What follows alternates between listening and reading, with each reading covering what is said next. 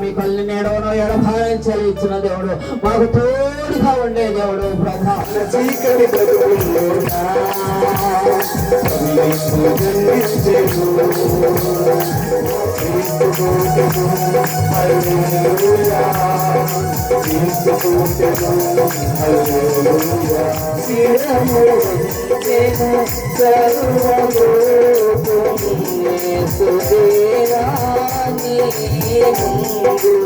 చూచుడమని కలిచడమని చూచి జయించడమని సాగిపోయి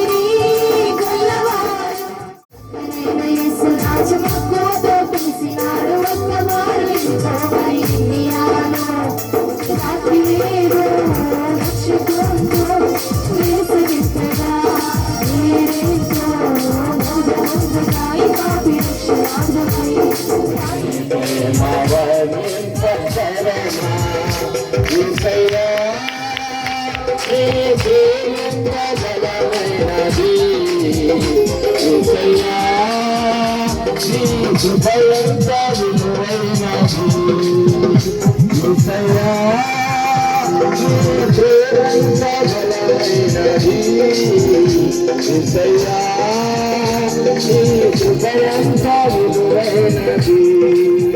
ఈ సంతోషం ఎక్కడ ఉండాలంటే దేవునిలో ఉండాలి, ఇచ్చిన రక్షణలో ఉండాలి, చదువుతున్న వాక్యంలో. నీకు అందులో సంతోషం ఉంటే ఖాళీ సమయము వాక్య ధ్యాన సమయంగా మారిపోతాయి.